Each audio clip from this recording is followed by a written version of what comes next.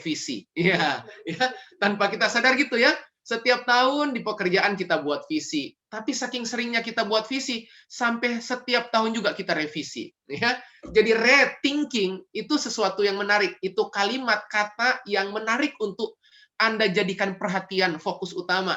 Dan malam hari ini kita akan berangkat, kita akan bersama-sama menjajaki sebenarnya apa sih maksud Tuhan? Apa maksud abadi Tuhan? Apa maksud kekal Tuhan waktu Dia hadirkan Anda di tempat pekerjaan? Ada panggilan spesifik yang memang secara khusus Tuhan mau berikan dan Tuhan sudah berikan dalam kehidupan Anda. Ya, jadi malam hari ini kita akan sama-sama belajar ya malam hari ini dan sekilas saja sebentar Bapak Ibu ya.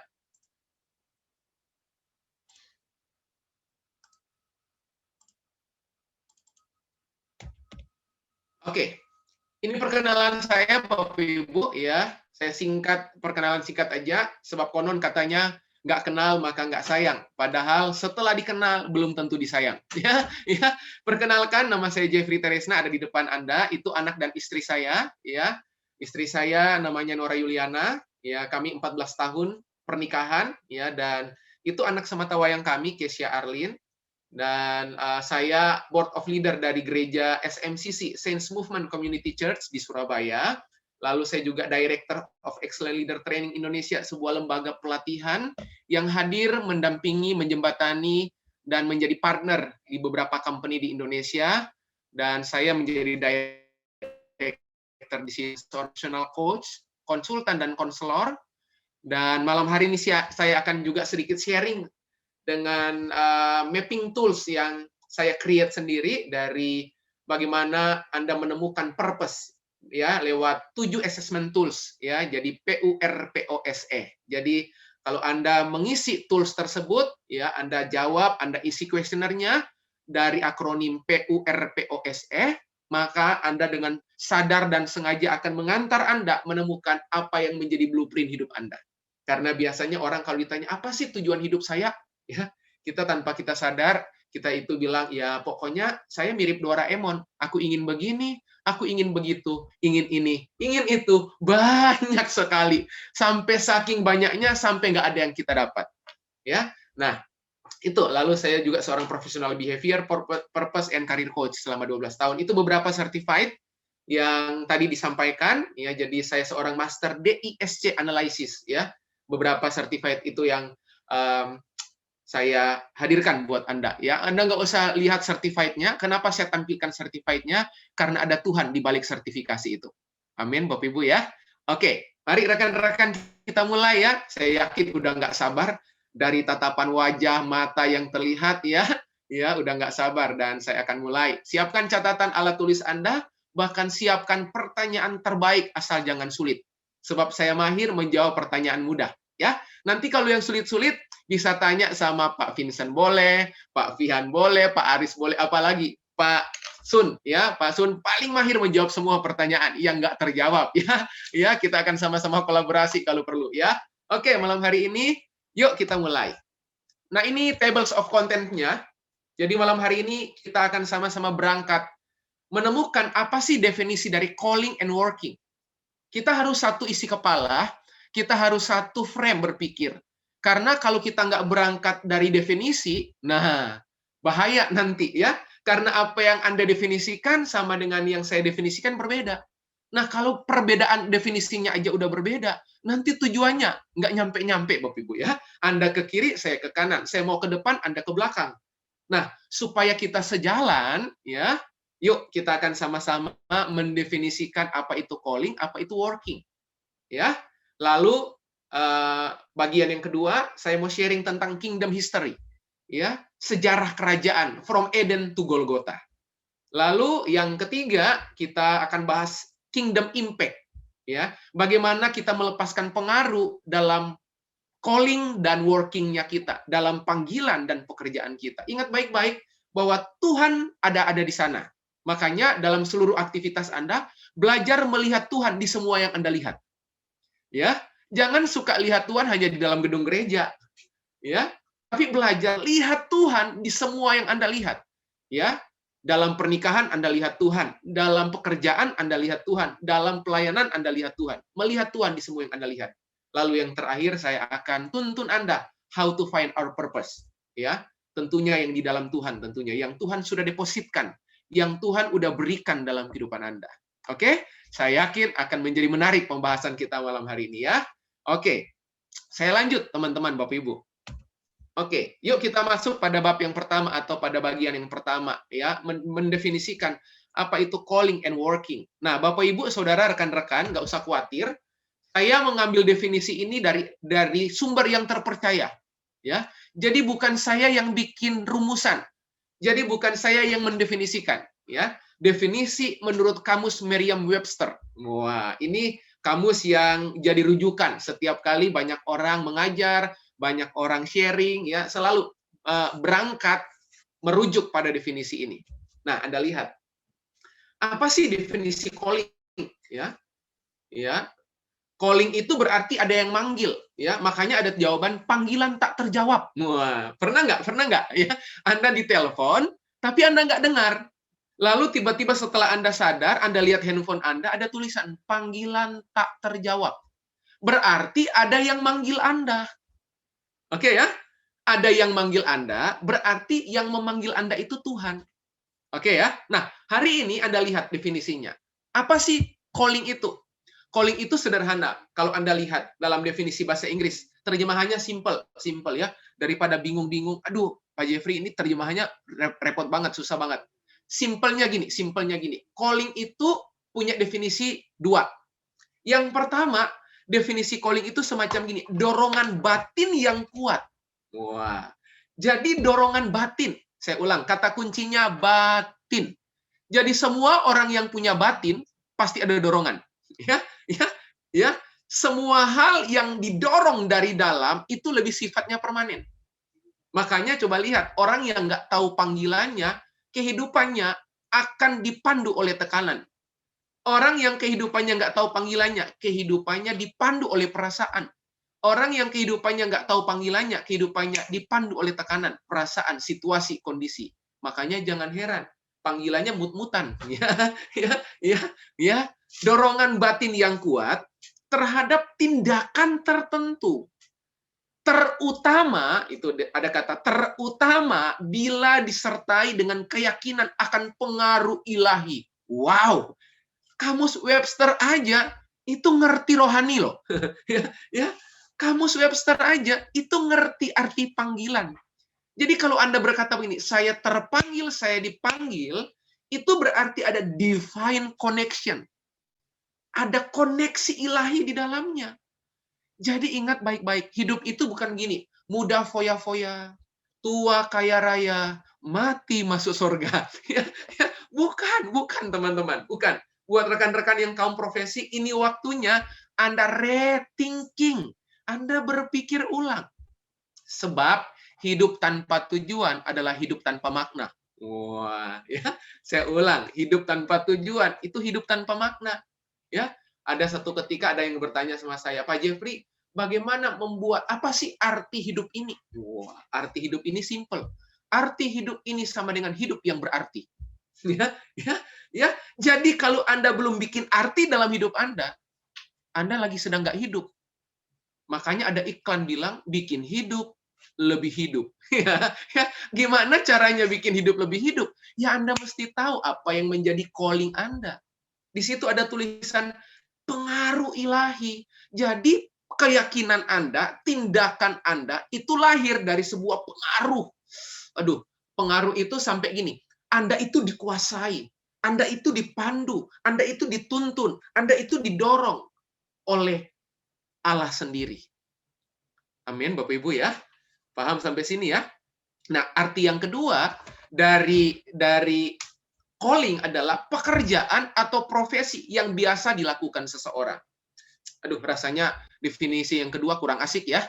Ya, mari ya, tapi nggak apa-apa ya. Namanya juga kamus ya, namanya juga kamus. Nah, sekarang kita lihat apa arti working ya, supaya Bapak Ibu tahu bedanya working sama calling. Nah, working punya arti. Nah, artinya sederhana. Ya, working itu definisinya begini Bapak Ibu. melakukan sebuah pekerjaan untuk atau memenuhi tugas secara teratur. Yang tujuannya hanya untuk upah atau gaji. Wah, ya, ya, bayangkan. Perbedaannya jelas ya. Calling itu lagi nggak bicara upah dan gaji loh. Di mana Anda terpanggil, itu nggak ada urusannya dengan uangmu, dengan gajimu. Oke? Setiap orang bisa nggak bekerja, tapi belum tentu yang dia kerjakan itu adalah panggilannya. Naas, tragis kalau hidup Anda seperti itu. Bekerja nggak pada panggilan. Aduh, ya. Makanya malam hari ini saya mau gugah hati Anda, saya mau robek-robek isi hati Anda, supaya Anda itu berpikir ulang malam hari ini. Ya, rasanya kehidupan itu kalau dijalani tanpa sebuah makna, aduh, rasanya kurang afdol ya, kurang asik ya. Nah, makanya ada satu ketika ada seseorang pernah berkata, ada 2 hari terpenting dalam hidup seseorang. Ada 2 hari terpenting dalam hidup manusia. Hari yang pertama adalah hari di mana dia tahu, hari di mana dia lahir. Itu hari terpenting pertama. Makanya karena hari lahir tiap tahun kita peringati. Setuju ya? Pernah Anda peringati hari kematian kucing Anda gitu tiap tahun? Hari kematian itu nggak pernah diperingati. Bahkan manusia aja nggak pernah diperingati. Paling 40 hari, 100 hari kan? Nggak pernah tiap tahun diperingati hari kematian. Tapi untuk hari lahir, makanya ada tulisan happy birthday. Wah, ya, nggak ada tulisan happy ending misalnya atau apa ya yang diperingati setiap hari ya, setiap tahun. Makanya ingat di situ, pekerjaan ya, working itu kaitannya dengan upah atau gaji. Paham ya Bapak Ibu ya? Jadi jelas ya bedanya calling and working. Calling lebih berbicara hal-hal yang spiritual, hal-hal yang ilahi. Tapi working itu lebih mengacu kepada Anda bekerja demi gaji, Anda bekerja demi uang. Nah, kira-kira mana yang harus kita pentingkan? Dua-duanya penting, ya. Ada yang mau di sini kerja tanpa digaji gitu? Nggak ada ya. Tapi jangan sampai Anda bekerja tapi Anda kehilangan calling Anda. Tragis, fatal akibatnya. Oke, Bapak Ibu ya. Oke, sampai bagian ini kita satu isi kepala ya. Jadi supaya waktu nanti bertanya enak karena satu mindset ya. Oke ya. Oke. Yuk ya, kita lanjut. Wah, ini dia. Salah satu penulis buku yang saya suka, saya senang, namanya John Stott. Wah, ini penulis buku yang saya senang, Bapak Ibu ya. Dia menulis begini, teman-teman, Bapak Ibu. When Christ is Lord, nothing is secular. Wah, sakti ya teman-teman ya kalimat ini ya. Ya. Ketika Kristus itu adalah Tuhan, oke? Nggak ada lagi yang namanya sekuler. Nah, hari-hari ini problem terbesar orang percaya, orang Kristen hari ini, dia mencoba membedakan. Oh, kalau pelayanan di gereja itu rohani. Begitu bisnis di rumah itu rohana. Ya, makanya antara rohana dan rohani nggak pernah bisa ketemu. Padahal jelas Alkitab bilang, tahu nggak? Iblis telah mensabotase cara berpikir Anda. Iblis selalu berpikir gini, oh kalau pelayanan di gereja itu rohani. Begitu Anda bekerja di luar gereja, Anda kemudian jadi pebisnis, jadi entrepreneur, jadi karyawan, jadi profesional. Oh, itu mah duniawi. Anda keliru. Ya, Anda keliru. Jadi tidak ada dualisme di sini. Oke? Tidak ada. Baik apapun yang Anda kerjakan hari-hari ini, semuanya itu rohani. Yang setuju katakan amin. Amin ya. Ya, nggak ada yang duniawi, nggak ada. Oke, Bapak Ibu ya. Nah, saya lanjut ya. Nah, sekarang yuk kita lihat from Eden to Golgotha. Pasti Anda tahu maksud saya ya. Tapi kita mau lihat sejarah kerajaan Allah ya, supaya ini menuntun Anda pada bagian terakhir. Oke? Yuk kita lihat. Oke? Nah, Bapak Ibu perhatikan di situ. Ada yang namanya original intention. Apa sih original intention itu, Pak Jeffrey? Maksud awal. Blueprint. Sama seperti orang bangun rumah. Oke? Rumah Anda hanya bisa dibangun kalau ada marketnya, kalau ada blueprintnya. Nah, kehidupan juga hanya akan berjalan kalau Anda tahu blueprintnya Tuhan itu kayak gimana. Makanya coba lihat, orang yang nyasar dalam hidup, Nyasar itu bukan karena nggak tahu tujuan loh. Nyasar itu karena nggak tahu jalan. Ya, Anda pernah kesasar? Coba, coba. Pak Fian pernah kesasar nggak, Pak Fian? Pak Fian open mute dulu, Pak Fian. Pernah Pernah, Pak, pernah. kesasar, Pak? Pernah Pernah. ya? Dari cara menjawab kelihatannya kesasarnya bolak-balik ya. Betul, Pak. Saya Betul. mau tanya Pak Fian, kalau pernah kesasar, emang kalau kesasar Pak Fian, apakah Pak Fian itu berarti Pak Fian nggak tahu tujuan? Bukan. Bukan kan? Iya. Pak Fian tahu tujuannya ya, Tahu. tapi bisa kesasar nggak? Bisa, karena nggak Bisa. salah, Pak. Iya, berarti setuju nggak dengan saya bahwa kesasar itu bukan karena nggak tahu jalan, nggak tahu tujuan, tapi nggak tahu jalan. Iya. Setuju?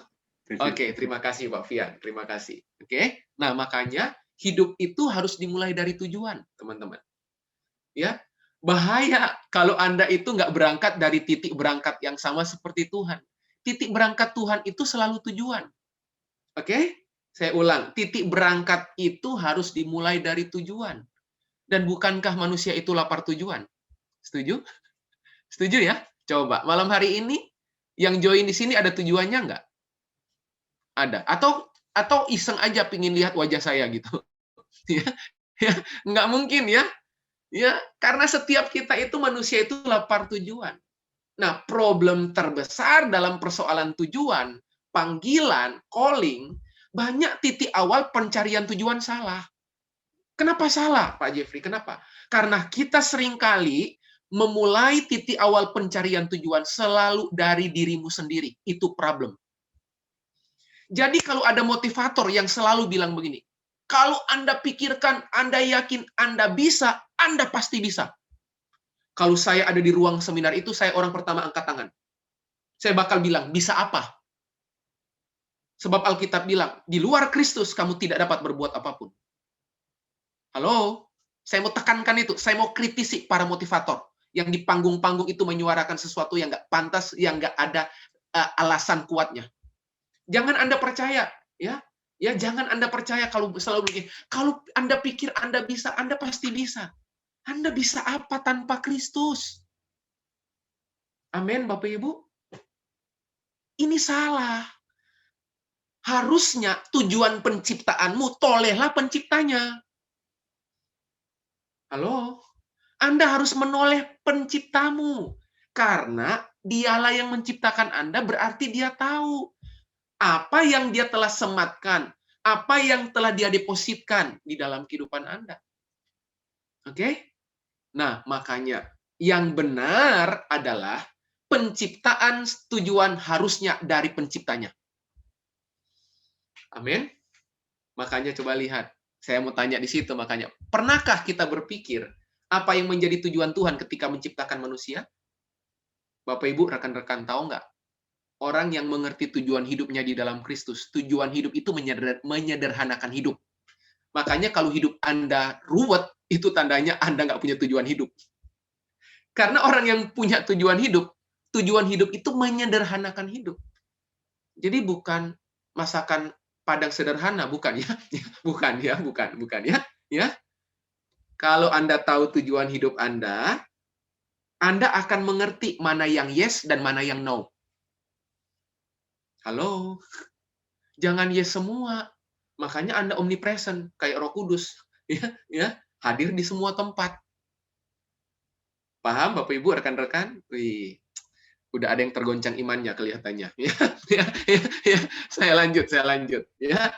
Kejadian pasal 1 ayat 26 sampai 27. Inilah original intention. Ayat 26. Berfirmanlah Allah, baiklah kita menjadikan manusia menurut gambar dan rupa kita, supaya mereka berkuasa. Wow. Jadi original intention Tuhan dalam hidup Anda sejak semula, sejak awal, Anda itu berkuasa. Oke? Anda itu berkuasa. Anda itu mendominasi atas ikan-ikan di laut dan burung-burung di udara dan atas ternak dan atas seluruh bumi dan atas segala binatang melata yang merayap di bumi. Ayat 27, maka. Wah, tahu arti maka? Ya. Dampaknya, maka Allah menciptakan manusia itu menurut gambarnya, menurut gambar Allah, diciptakannya dia laki-laki dan perempuan, diciptakannya mereka. Ya, makanya Allah disebut Imago Dei. Wah, imago itu akar kata image, gambar. Dei Allah, gambar Allah. Jadi gini-gini ya. Ya, nggak apa-apa. Kalau wajahmu nggak punya masa depan, nggak apa-apa. Yang penting Anda berkuasa di dalam Kristus. Ya, ya nggak apa-apa. Ya, Anda bilang Anda nggak punya apa-apa, Anda punya Yesus, itu lebih dari cukup buat hidup Anda. Imago Dei, ya, gambar Allah. Amin, Bapak Ibu. Oke ya, saya lanjut ya. Bahkan coba lihat the message translation itu ada kalimat kunci di situ. Make them reflecting our nature. Wah, reflecting God's nature. Wah, berarti waktu hadirnya Anda di pekerjaan, Anda itu lagi merefleksikan God's nature. Wah. Amin, Bapak Ibu. Jadi waktu Anda melayani, Anda itu lagi merefleksikan, memanifestasikan God's nature gitu. Karakter naturalnya Tuhan itu kayak apa? Nah, kira-kira orang lihat Anda lihat apa ya? Ya. Jadi jangan sampai di pekerjaanmu ada Anda nggak ada sama aja. Waduh, gawat, gawat. Apalagi kalau mau perampingan perusahaan, Anda itu berdiri paling awal dalam deretanmu dipecat. Wah, gawat, gawat Bapak Ibu rekan-rekan ya. Ya. Nah, saya lanjut. Nih, Anda lihat nih. Kejatuhan manusia dari destiny kekalnya. Anda tahu destiny kekalnya? Memerintah. Dari mana saya tahu? Dari mana Anda tahu? Kejadian tadi yang kita baca. Berkuasa. Wah, Anda memerintah. Kejadian pasal 1 tuh, lihat ya, kursor saya. Ya, penciptaan manusia, kejadian pasal 3, manusia jatuh. Roma 6 ayat 16. Apakah kamu tidak tahu bahwa apabila kamu menyerahkan dirimu kepada seseorang sebagai hamba untuk mentaatinya, kamu adalah hamba orang itu. Yang harus kamu taati. Baik dalam dosa yang memimpin kamu kepada kematian, maupun dalam ketaatan yang memimpin kamu kepada kebenaran. Jadi siapapun atau pada saat Anda menyerahkan diri Anda kepada siapapun, di saat yang sama, Anda itu hamba dari orang yang Anda serahkan diri. Berarti orang itu memerintah dalam hidup Anda. Nah, kalau orang itu memerintah dalam hidup Anda, berarti faktor mutlak, harga mutlak adalah Anda mesti, wajib, harus, kudu, gitu ya, mentaati orang itu. Makanya di ayat ini ditulis, baik dosa yang memimpin kamu maupun memimpin kamu kepada kebenaran, Anda harus taat. Terjemahan bahasa Indonesia sehari-hari, ayat yang sama. Tahukah kalian bahwa kalau kalian menyerahkan diri kepada seseorang untuk melakukan kemauannya, maka kalian adalah hamba orang yang kalian taati itu. Entah hamba dosa yang membawa kalian kepada kematian, atau hamba yang taat kepada Allah. Dan dengan demikian berbaik kembali dengan Allah. Wow, jadi Anda itu hamba. Nah, berarti ada Tuhan dalam hidup Anda. Paham Bapak Ibu sampai sini ya? Oke, saya tunjukkan lagi. Nah, ini yang saya bilang, ini yang ada di flyer. Wah, saya ngikut ya contoh flyer itu ya, item-item di flyer. Makanya mau tidak mau ada dan harus ada karya keselamatan. Coba lihat. Kejadian pasal 3 manusia jatuh di Taman Eden, tapi Golgota telah membawa Anda kembali kepada Kristus. Ya, Golgota telah membawa Anda kembali sekali untuk selamanya, permanen, ya. Anda dibawa kembali ya untuk menghidupi maksud abadinya, maksud kekalnya Tuhan dalam kehidupan Anda. Amin, Bapak Ibu. Makanya karya keselamatan, dia berkata sudah selesai. Artinya apa? Nanti kita lihat ada beberapa ayat. Itu artinya sederhana, Bapak Ibu. Berarti apa yang Yesus kerjakan di atas kayu salib itu telah membawa Anda kembali kepada panggilan awalmu. Apa panggilan awalmu? Memerintah bersama Dia. Ya. Jadi Anda jangan pernah berpikir gini, ya Pak Jeffrey, saya mah hanya orang kecil, seperti lilin kecil, ditiup angin kecil, di kamar kecil. Ya. Jangan punya mentalitas kayak gitu. Spirit inferior itu nggak boleh ada tempat dalam panggilan kekal kita. Di tempat pekerjaan, di pelayanan, nggak boleh ada. Sebab darah Yesus, penebusannya, pengudusannya, udah selesai semuanya di atas kayu salib. Amin, Bapak Ibu ya. Paham sampai bagian ini? Ya, jadi itu sejarahnya, ya, kingdom history, ya. Oke. Wah, ini dia. Saya mau masuk pada bagian ini, ya. Oke, 3 pemberian Allah dalam hidup orang percaya. Ya. Namun sebelumnya saya mengutip seorang hamba Tuhan yang saya juga sering baca buku-bukunya, Miles Monroe, menulis God never change his purpose. Plan may change, but purpose is permanent. Wah, Tuhan itu nggak pernah mengubah tujuannya. Tuhan hanya mengubah rencananya, tetapi tidak pernah mengubah tujuannya. Saya ulang. Ini penting ya. Ya, Tuhan tidak pernah mengubah tujuannya. Dia hanya mengubah rencananya. Sama seperti Anda, kalau naik mobil, Anda kesasar, ya, rencana Anda berubah, tapi tujuannya nggak berubah. Halo, teman-teman ya. Jadi kalau ada perubahan rencana, nggak usah ribut. Ya, santai aja. Karena Tuhan nggak pernah mengubah purpose-nya atas hidup Anda. Kita kebalik, Bapak Ibu ya. Plan berubah marah. Ya, nggak tahu purpose, nggak apa-apa. Acau, teman-teman, Bapak Ibu ya. Makanya dari menit awal itu saya usik Anda tuh supaya berpikir dengan keras. Ya. Berpikir dengan keras malam hari ini. Anda duduk di ruang virtual malam hari ini, habis dari sini jam 8 malam akan menjadi tombol on ya untuk Anda mulai terganggu. Waduh, ini tujuan hidup saya apa ya? Ya. Kehidupan itu jangan asal mengalir, Bapak Ibu ya. Kalau ditanya apa visi hidup kamu, menjadi serupa dengan Kristus, itu mah orang udah tahu dari dulu.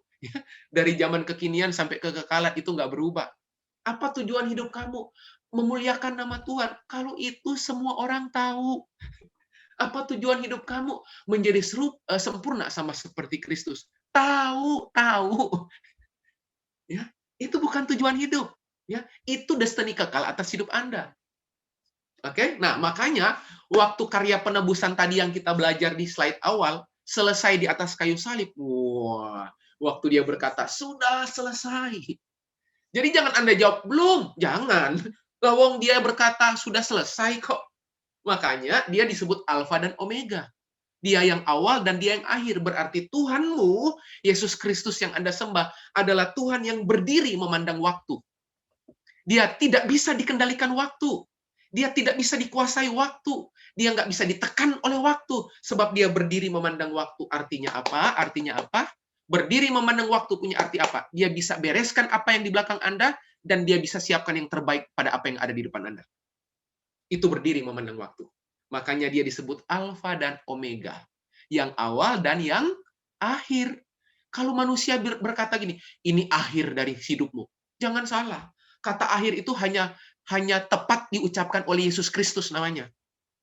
Manusia nggak berhak mengatakan Pak Aris itu akhir hidupmu. Oh, nggak boleh, ya. Itu manusia yang berkata itu nggak layak. Yang paling pantas mengatakan bahwa akhir perjalanan hidup Pak Aris, masa depannya berakhir. Siapa bilang? Yang berhak mengatakan itu cuma Yesus Kristus namanya. Karena dia Alfa dan Omega. Amin. Nah, apa yang dia berikan waktu karya penebusan itu selesai? Ini dia yang pertama. Dia berikan identitas. Oke? Anda tadi udah baca. Identitas apa yang dia berikan nih? Segambar dan serupa. Jadi, gini-gini. Coba lihat oleh kanan kirimu. Ya. Kanan kiri yang saya maksud itu berarti yang di zoom ya. Ya, Anda lihat kanan kiri Anda tuh. Gitu-gitu dia segambar Allah loh. Gitu-gitu dia serupa Allah loh. Amin, Bapak Ibu, rekan-rekan, segambar dan serupa. Oke? Nah, itu yang pertama. Yang kedua, dia kasih dignity. Apa itu dignity? Yuk kita baca 2 Petrus pasal yang pertama. Saya mau baca buat Anda, saya nggak masukkan di ayat di situ ya. 2 Petrus pasal yang pertama ayat 17 saya bacakan Bapak Ibu buat Anda. Dengar baik-baik. 2 Petrus pasal pertama ayat 17. Kami menyaksikan bahwa ia menerima kehormatan dan kemuliaan dari Allah Bapa ketika datang kepadanya suara dari Yang Maha Mulia yang mengatakan, "Inilah anak yang kukasihi, kepadanya aku berkenan." Wow, ya. Ya, selain Bapa di sorga kasih identitas kepada Yesus, kepada kita anaknya, dia juga kasih dignity. Apa itu dignity? Nih, hormatan dan kemuliaan. Wah, ya. Jadi nggak apa-apa. Orang nggak hargai Anda, nggak apa-apa. Yang penting Yesus Kristus telah menghargai Anda. Ya. Tapi saya nggak pernah dihargai. Nggak usah khawatir ya, nggak usah marah ya. Yesus Kristus juga pernah nggak dihargai kok. Oke? Dia berikan dignity dalam kehidupan Anda. Tapi yang ketiga, dia juga berikan Anda destiny.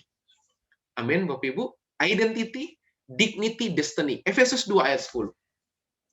Saya agak cepat Bapak Ibu karena waktu, ya. Efesus 2 ayat 10.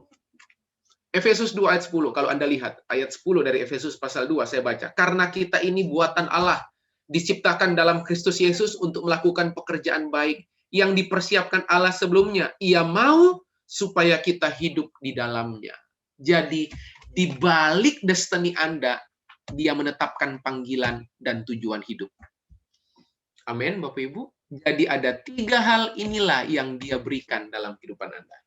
Dia berikan identitas yang baru, dia berikan dignity, rasa bernilai, rasa berharga, dan dia berikan destiny kekal dalam hidup Anda. Oke? Nah, kalau sudah Bapak Ibu, mari kita lihat. Kalau gitu, apa impact-nya buat pekerjaanmu, buat panggilanmu? Ya, impact-nya apa? Dampaknya itu apa? Nih. John Stott lagi kan? Wah, ini kalimatnya sakti nih, ya. Jika keadaan gelap, janganlah bertanya mengapa gelap. Tapi pertanyaan yang benar adalah, di mana lampunya? Wah, asik banget. Ya, wah, keren banget. Jika keadaan gelap, janganlah bertanya, mengapa gelap? Tuh kan, Tuhan, kami kan minoritas, Tuhan. Ya, Tuhan, kami bukan siapa-siapa. Ke tempat saya mah, tempat pekerjaan saya, banyak orang yang nggak percaya Tuhan. Itu yang bikin saya susah. Anda itu udah nggak Alkitabiah, nggak perjanjian baru. Ya, di situ ditulis kok, jika keadaan gelap, janganlah bertanya mengapa gelap. Tetapi pertanyaan yang benar adalah, di mana lampunya? Tuh, ayat yang sering kali kita ucapkan. Kamu adalah terang dunia. Kamu adalah garam dunia. Kata kamu aja itu udah terpersonifikasi. Coba kalau saya bilang ini, Anda adalah terang dunia, kurang sakti, kurang mantap, kurang menggigit. Coba kalau kita baca, coba ya, Anda baca Matius pasal 5, kamu, wah, tahu arti kata kamu? Kamu itu udah spesifik. Kamu itu siapa? Ya Anda dan saya. Dan di ayat itu nggak ditulis kamu mempunyai garam. Enggak. Kamu mempunyai terang. Enggak. Kamu adalah. Tahu arti adalah? Kamu adalah terang. Berarti lihat terang, lihat saya. Ya, lihat saya, ya lihat terang. Amin, Bapak Ibu. Jadi gimana? Ada tantangan untuk kita berkarya di dunia marketplace? Ada tantangan buat kita berkarya di tempat-tempat profesi kita? Amin, Bapak Ibu. Tetapi pertanyaannya yang benar adalah di mana lampunya? Makanya Alkitab bilang, kalau terang itu jangan sembunyi. Ya, jangan. Loh, Bapak Ibu, rekan-rekan, saya mau pastikan. Orang di kantormu itu harus tahu Anda Kristen yang taat. Jangan suka sembunyi-sembunyi. Lawang Yesus mati di atas kayu salib di tempat terbuka. Masa Anda dan saya hidup bagi Yesus di tempat tersembunyi? Saya ulang. Yesus itu mati di kayu salib di public area. Tahu public area? Itu orang lihat semuanya. Sejarah mencatat. Masa kita mau hidup bagi Kristus di tempat tersembunyi? Nanti kalau orang tahu saya Kristen, nanti gimana? Ya memang orang di luar sana, teman-teman kantormu itu harus tahu Anda Kristen sungguh-sungguh. Harus. Ya, manifestasikan itu. Gitu. Makanya Alkitab bilang, terang jangan ditaruh di tempat tersembunyi. Oke? Garam, kalau nggak asin, garam itu kalau nggak asin, dibuang dan diinjak orang. Jadi, kalau Anda itu udah nggak melepaskan pengaruh, Alkitab bilang, orang lain yang buang Anda. Tuhan nggak pernah buang Anda. Tapi kalau kehidupan Anda di tempat pekerjaan nggak berkualitas, ya nggak skillful, nggak punya keahlian, ya Alkitab bilang jelas kok Anda dibuang dan diinjak orang. Artinya apa? Anda nggak punya kualitas. Kata kemuliaan di Alkitab itu artinya bobot kualitas. Jadi kalau Anda berkata gini, beri kemuliaan yang terbaik buat Tuhan, tepuk tangan. Kemuliaan itu bukan untuk ditepokin. Ya. Jadi kalau ada kalimat, beri kemuliaan yang terbaik buat Tuhan, tepuk tangan. Kemuliaan kok ditepokin, kemuliaan itu ditampilkan. Karena arti kata kemuliaan itu bobot kualitas ilahi gitu. Amin, Bapak Ibu. Pak Jeffrey kok dari tadi marah-marah? Bukan marah ini. Ya. Bukan, terbeban gitu ya. Pingin banget kita itu berkarya, melepaskan pengaruh di tempat pekerjaan. Amin. Udah keringatan saya, udah keringatan ya. Oke, saya lanjut. Wah, ini lagi ya. Saya mau cepat-cepat. Semoga waktu saya berapa menit lagi, Pak Fian? Jangan-jangan udah habis. Masih 10 menit, tapi kalau misalkan Oke. mau tambah, memang materinya mau disampaikan semuanya, boleh Baik. silakan Pak. Aduh, thank you banget Pak Fian. Jarang-jarang Pak. Iya. Bahkan ini kali pertama ya Pak ya. Ya. Makanya diselesaikan aja Pak, biar berbobot Baik. semua Pak. Baik. Matius 28 ayat 18 sampai 20. Yesus mendekati mereka dan berkata, "Kepadaku telah diberikan segala kuasa di sorga dan di bumi." Wah, tahu arti di bumi di situ? Di sorga dan di tempat kerjamu. Di sorga dan di karyawanmu. Di sorga dan di stafmu. Di sorga dan di lingkungan rumahmu. Ya. Segala kuasa di sorga dan di bumi. Karena itu ayat hafalan orang Kristen. Karena itu pergilah, jadikanlah semua bangsa muridku dan baptislah mereka dalam nama Bapa dan Anak dan Roh Kudus. Berarti Tuhan nggak cari simpatisan, apalagi fans. Ya, yang Tuhan cari di situ kualitasnya murid. Ya, bukan simpatisan, bukan fans. Ya, bukan. Ya, Tuhan nggak tertarik bikin klub member klub gitu ya. Ya, dalam nama Bapa dan Anak dan Roh Kudus, dan ajarlah mereka segala sesuatu yang telah kuperintahkan kepadamu. Wah, ini kalimat penutup yang banyak orang Kristen suka klaim dalam nama Yesus terjadi. Dan ketahuilah, aku menyertai kamu senantiasa sampai kepada akhir zaman. Bapak Ibu jangan suka klaim ayat ini, sebab ayat ini hanya diperuntukkan buat orang yang ada di ladang pengutusan. Tuh, pergilah kok. Kalau kita 18, 19, 20 separuh kita buang. Tapi yang bagian penutup untuk kepentingan kita klaim, kita aminkan. Tuh, ya. Baca teks nggak dalam konteks. Wah, itu dia. Ya. Baca teks nggak dalam konteks. Nah, James W. Gold, ya, seorang penulis buku, menulis adalah suatu kehormatan bagi kita untuk menjadi utusan-utusan Kristus di dunia ini. Wah, jadi bayangkan, waktu Anda diutus di tempat pekerjaanmu, di workingmu, di lokasi di mana Anda bekerja, Anda tinggal, Anda berada, itu kehormatan loh. Amin. Apapun pekerjaan Anda mau bos, Anda mau manajer, Anda mau direktur, Anda mau entrepreneur, Anda mau profesional, terserah. Dimanapun Anda berada, Anda itu duta besar, Anda itu utusan Kristus. Dan itu suatu kehormatan. Amin, Bapak Ibu.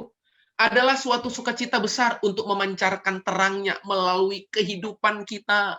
Kita diberi hak istimewa untuk memanifestasikan tanda-tanda kerajaan Allah kemanapun kita pergi. Tuh.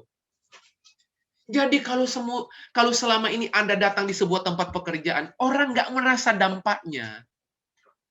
Nah, terus menjadi pertanyaannya, sudahkah Anda benar-benar mengenal Kristus? Anda lahir baru. Sebab semua orang yang lahir baru rindu melepaskan impact, rindu melepaskan pengaruh. Amin, Bapak Ibu. Jadi jangan punya mentalitas tadi, aduh saya inferior. Saya mah orang kecil. Loh, genggaman jangkauan pengaruh Anda, Alkitab bilang, dunia. Kamu adalah terang dunia. Nggak pernah ditulis, kamu adalah terang kampung. Nggak ada. Nggak ada. Kamu adalah garam kampung. Nggak ada. Ya, jadi daya jelajah Anda, area jangkauan Anda itu nggak seperti Telkomsel misalnya. Wah, melebihi Telkomsel, provider apapun. Sebab Alkitab bilang jangkauan daya jelajah Anda dunia. Tuh. Makanya tuh ada globe di situ, ada bola bumi di situ, bola dunia di situ. Ada dalam jangkauan Anda. Amin, Bapak Ibu. Ya, saya lanjut Bapak Ibu ya. Nah, apa yang harus dibangun? Supaya saya melepaskan pengaruh, impact. Tadi kan kingdom impact. Apa yang harus saya bangun? Apa yang harus saya kerjakan? Nih, yang pertama. Dan yang terakhir. Anda harus punya kualitas. Ingat, kata kemuliaan di Alkitab. itu artinya bobot. Bobot itu sama dengan kualitas. Ya. Ya, Anda itu ditimbang gitu ya. Ditimbang itu ada bobotnya. Dan saya mau kasih tahu, orang yang berkualitas enggak usah pusing sebab kualitas akan memasarkan dirinya sendiri. Amin. Orang yang berkualitas itu ada gula, ada semut. Coba makanan yang berkualitas di Surabaya, coba di gang sempit manapun Anda kejar nggak? Padahal nggak ada plang. Tapi Anda kejar tuh. Anda cari antri 2 kilometer, Anda tetap antri, bukan? Hanya demi makanan itu. Coba lihat. Itu berarti kualitas, Bapak Ibu. Nah, kualitas apa yang mesti Anda bangun? Kualitas karakter. Yang kedua, kualitas kinerja. Jangan pernah jadi orang percaya. Kualitas karakternya bagus, nggak tukang bohong. Responsibilitasnya bagus. Tapi kualitas kinerjanya nggak ahli, nggak skillful, ceroboh. Atau kebalikan. Wah, kualitas kerjanya top, skillful, ngerjain apapun bagus. Tapi maaf Bapak Ibu, tukang bohong. Waduh Bapak Ibu, gawat. ya, maaf, kualitas kinerjanya bagus. Tapi kualitas karakternya bikin janji, nggak pernah ditepati. Lah terus Anda mau bangun apa Bapak Ibu? Amin Bapak Ibu. Kalau dari wajah kelihatannya udah garang-garang Pak Vincent. ya, kelihatannya nggak ada yang mau bertanya ini kelihatannya. Aduh. Maafkan saya Bapak Ibu, rekan-rekan.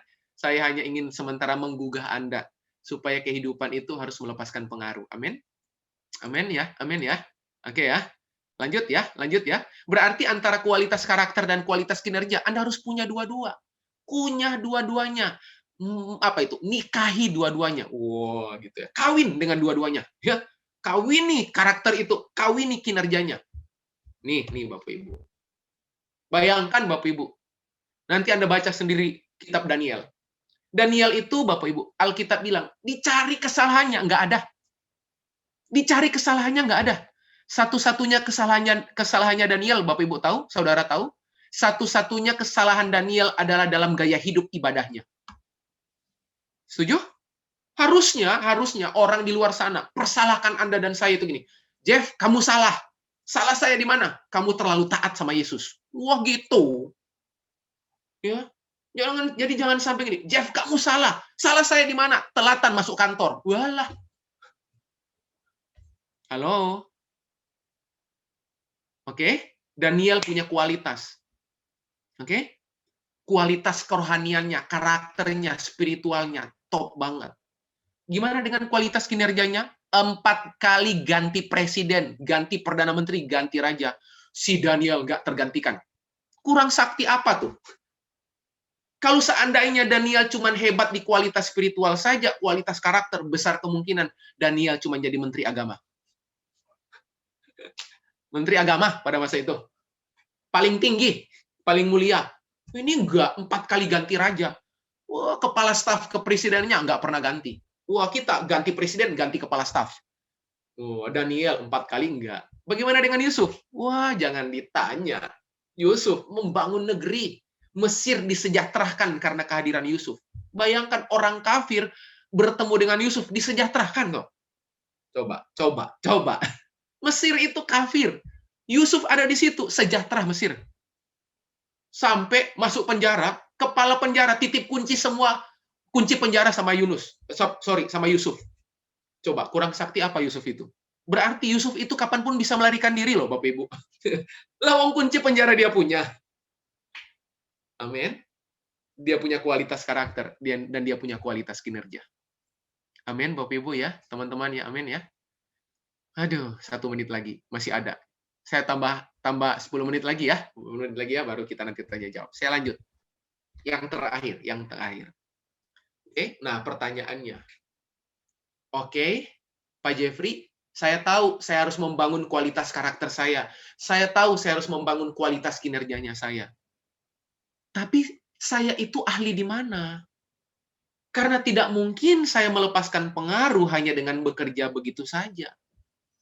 Berarti saya itu terpanggil pada spesifikasi apa?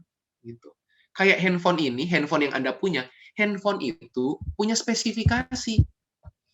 Oke, makanya tadi saya bilang, tanpa tujuan, saya ulang, orang yang nggak punya tujuan akan memilih dan memutuskan, saya ulang, akan memilih dan memutuskan berdasarkan apa? Situasi. Berdasarkan apa? Tekanan. Berdasarkan apa? Perasaan. Lawang nggak punya tujuan kok. Berarti situasi yang memutuskan dong. Anda nggak bisa memilih. Tekanan yang memutuskan dong, Anda nggak bisa memilih. Perasaanmu yang memutuskan dong, karena Anda nggak bisa memilih. Dan hasilnya, Bapak Ibu, rekan-rekan tahu nggak? Kalau tujuan hidupmu nggak punya, dan kehidupan Anda diputuskan oleh tadi, situasi, tekanan, perasaan, hasilnya apa? Stres, lelah, letih, loyo, lemot, konflik, gitu. Karena nggak punya tujuan. Amin, Bapak Ibu. Karena nggak punya tujuan. Nah, itu sebabnya mari kita lihat. Mari kita lihat. Oke? Bagaimana? How to find our purpose. Oke? Siap, Bapak Ibu, rekan-rekan ya? Nah, ini dia. Saya buka dan saya tutup juga dengan ayat. God's purpose. Efesus 1 ayat 11. Terjemahan The Message Version. Saya suka banget. Saya suka banget. The Message Version. Di dalam Kristuslah. Oh, itu kalimat penting. Bukan di dalam Anda. Siapa bilang, saya bisa jadi seperti apa yang saya mau? Para orang tua, dengar baik-baik, jangan pernah didik anak Anda dengan kalimat ini. Kamu bisa jadi seperti apa yang kamu mau. Anda hanya bisa jadi berdasarkan apa yang Tuhan mau. Dari mana saya tahu? Plototin tuh, Efesus 1 ayat 11. Di dalam Kristuslah. Bukan di dalam Jeffrey, bukan di dalam Vian, bukan di dalam Aris, bukan. Di dalam Kristus. Makanya ada ayat berkata, segala perkara dapat ku tanggung di dalam Dia. Wow, di dalam Dia, makanya Anda bisa tanggung semua perkara. Nah, kita nggak sadar kalau kita itu di dalam Dia. Bayangkan, orang di luar sana cari Tuhan kemana-mana. Anda bawa Tuhan kemana-mana. Wah, kita di dalam Dia, Dia di dalam kita, amin. Di dalam Kristuslah kita menemukan siapa diri kita dan untuk apa kita hidup. Wah, jadi di dalam Kristus, Anda akan menemukan siapa diri Anda dan untuk apa Anda hidup. Ada identitas, ada tujuan, ada identity, ada destiny. Ia telah melihat kita, telah merancang kita untuk kehidupan yang mulia. Wah, kalimat penutupnya bagus. Kita dapat memilih banyak hal, tapi tidak dapat memilih tujuan hidup kita. Oke? Anda nggak bisa memilih banyak hal. Maaf, Anda bisa memilih banyak hal, tapi Anda nggak bisa memilih tujuan hidup. Karena yang namanya purpose sudah ada yang menetapkan. Oke? Jadi, yang namanya tujuan hidup, bukan Anda yang tetapkan, bukan. Sudah ada yang menetapkan, tugas Anda menemukan. Tuh. Saya ulang. Tujuan hidup itu sudah ada yang menetapkan. Tugas Anda menemukan. Makanya tidak pernah ada tulisan purpose setting, nggak ada. Yang ada goal setting. Tuh. Ya. Purpose sama goal dua hal yang berbeda. Purpose itu sudah ada yang menetapkan. Goal itu Anda yang rancang. Wah, kelihatannya terjadi revival malam hari ini ya. Ya. Saya lanjut. Galatia 6 ayat 4 sampai 5, The Message Version lagi. Amatilah dengan teliti. Wah, disuruh amati, teliti lagi. Siapa dirimu dan pekerjaan yang dipercayakan Tuhan kepadamu. Kemudian selamilah. Bayangkan, amati, teliti, selamilah. Hal-hal itu. Jangan terpesona pada keberadaanmu. Jangan membandingkan dirimu dengan orang lain. Tuh, orang yang suka bandingkan dirinya dengan orang lain, itu tanda tidak tahu spesifikasi hidupnya. Orang yang suka bandingkan, compare dirinya dengan orang lain, itu pertanda nggak tahu tujuan hidupnya. Setiap orang bertanggung jawab untuk bertindak sebaik-baiknya sesuai dengan keberadaan masing-masing. Oke? Setiap orang bertanggung jawab. Amin, Bapak Ibu. Anda bertanggung jawab dengan apa yang Tuhan percayakan. Oke? Makanya lihat, definisi setia menurut Tuhan. Masih ingat perumpamaan talenta? Setia menurut Tuhan itu bukan gini, datang paling pagi, pulang paling malam. Ya, ibadah raya 3 kali, dia hadir 5 kali. Ya, duduk di tempat dari terbit matahari sampai terbenam di situ terus. Terus kita bilang ini, itu jemaat yang setia. Anda perhatikan definisi setia menurut Yesus Kristus pada perumpamaan talenta. Setia itu orang yang mampu mengembangkan apa yang dipercayakan. Hai hamba yang baik dan setia. Tuh, ada kan? 5 jadi 10, 2 jadi 4. 1 hilang nggak? Enggak. Tapi Tuhan bilang nggak setia, karena sifatnya hanya merawat. Kalau Anda hanya merawat, itu bukan setia namanya. Sebab setia di mata Tuhan, Anda mengembangkan, Anda memultiplikasikan, Anda mengcultivate. Amin. Nah, seperti itu. Saya lanjut. Ya, udah makin keringatan saya. Ya. Saya tutup. Ini benar-benar tutup. Ya. How to find our purpose. Nih, Bapak Ibu. 4D. Wah, 4D. Nih. Purpose, nih. Caranya, Anda mesti mendefinisikan dulu. Oke, nah, mendefine tadi sudah, mendefinisikan sudah. Nah, langkah kedua, Anda discover. Oke? Anda discover, Anda menemukan. Dan cara Anda menemukan, nggak usah lihat di luar. Namanya menemukan, berarti sudah ada di dalam. Setuju? Contoh, ada ayat Alkitab bilang, carilah, maka kamu akan mendapatkan. Kalau Tuhan Yesus suruh cari, berarti pasti ada. Halo? Ya? Nggak mungkin Tuhan suruh cari sesuatu yang nggak ada. Makanya jelas Alkitab bilang, carilah, maka engkau akan mendapatkan. Oke? Berarti sudah pasti ada. Oke? Setelah Anda discover, Anda desain. Setelah Anda desain, Anda rancang, berdasarkan apa yang Anda definisikan, berdasarkan apa yang Anda discover, Anda temukan dalam diri Anda, baru terakhir Anda develop. Anda kembangkan, baru Anda deliver. Ya? Amin, Bapak Ibu, rekan-rekan ya. Jadi, definisikan, temukan, ya, rancang, lalu kembangkan. Nah, pertanyaannya, apanya yang harus didefinisikan, apanya yang harus ditemukan, apanya yang harus didesain, apanya yang harus didevelop. Nih, Bapak Ibu. Database purpose. Tuh, ada 4. Bagaimana Anda mengetahui purpose hidup Anda? Mulailah menemukan, mengetahui apa yang jadi personality Anda. Gaya kepribadian. Ya, orang sering mendengar, kalau Anda sering mendengar dominan, intim, stabil, cermat, yang Pak Fian tadi bilang, CMDIS. Ya, nggak apa-apa, salah baca. Ya, bacanya bukan MDIS, bukan ya. Certified Master DISC. Ya, Analysis. Wah, Pak Jeffrey, saya pernah lihat tuh yang DISC itu. Saya kemarin jalan-jalan ke Galaxy Mall, ada tulisan 20%. Itu bukan DISC, itu diskon. Ya, ada yang MBTI, ya. Anda harus menemukan personality. Nah, kebetulan saya certified internasional di kecerdasan perilaku yang mendalami DISC udah 15 tahun ini, Bapak Ibu ya. Jadi saya banyak melatih banyak gereja, ya. Mementor banyak gereja, melatih banyak gereja untuk menemukan apa yang menjadi spesifikasi, specific calling dari setiap pengerja, setiap pelayan lewat personality juga, termasuk dengan spiritual gift. Ya, jadi ada questionnaire untuk Anda menemukan spiritual gift Anda apa. Lalu kemudian selain personality ada yang namanya strength. Strength itu apa? Strength itu dapat berupa, ya, di dalamnya ada ability Anda, ada skill Anda, ada talents Anda, ada minat Anda, ada passion Anda yang menggumpal menjadi sebuah strength.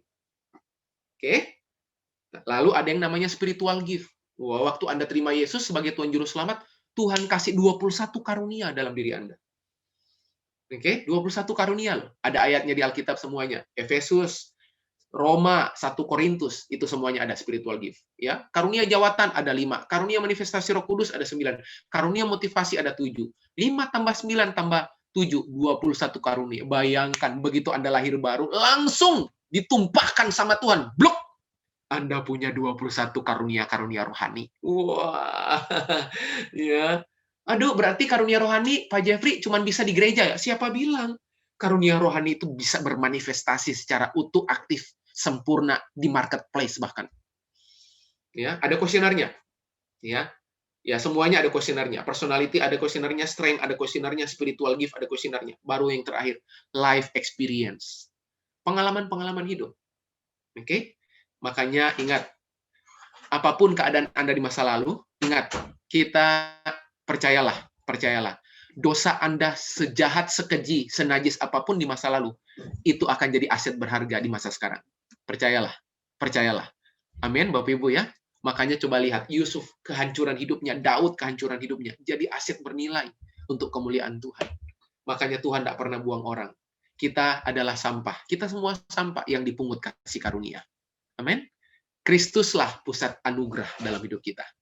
Amin, Bapak Ibu. Jadi bagaimana menemukan purpose? Temukan 4 poin ini. Personality-mu, strength-mu, spiritual gift-mu, life experience-mu. Oke, Bapak Ibu. Dan yang terakhir. Oke. 6 hal sederhana. Kalau gitu saya harus mulai dari mana? 6. Tulisannya salah, kurang L. 6 simple things to start doing today. Yang pertama, mulai dari mengapa. Oke, mulai dari mengapa. Mengapa saya melakukannya? Mengapa saya bertindak? Mengapa saya bekerja di tempat ini? Mengapa saya ada di posisi ini? Oke, lalu yang berikutnya, mulai dari yang ada. Jangan pernah mulai dari apa yang nggak ada. Ingat bagaimana Tuhan panggil Musa? Apa yang ada di tanganmu? Tongkat. Bagaimana Yesus membuat mujizat pernikahan di Kana? Apa yang ada padamu? Masih ingat semua ya? Masih ingat bagaimana Yesus bikin mujizat 5.000 orang makan? Yesus bilang, cari orang yang bawa makanan. Apa yang ada padamu? Oke ya, mulai dari yang ada. Lalu, mulai dari yang Anda bisa. Kalau yang nggak bisa, nggak usah dulu. Mulai dari yang Anda bisa. Yang keempat, mulai dari mudah. Mulai dari yang mudah, yang gampang. Jangan dulu yang sulit. Yang kelima, mulai dari yang Anda minati. Jangan pernah mulai dari yang Anda nggak minati. Pak, semuanya sudah. 1 sudah, 2 sudah, 3 sudah, 4 sudah, 5 sudah. Kalau yang ke-6 Anda nggak lakukan, ya nggak akan pernah Anda lakukan. Ya. Mulai dari sekarang. Jadi jangan tanya, mulai kapan? Ya sekarang. Oke? 1 sudah, 2 sudah, 3 sudah, 4 sudah, 5 sudah. Kalau 6 nggak ada, nggak jalan-jalan, Bapak Ibu ya. Oke? Saya selesai. Oke? Bagi Anda yang pingin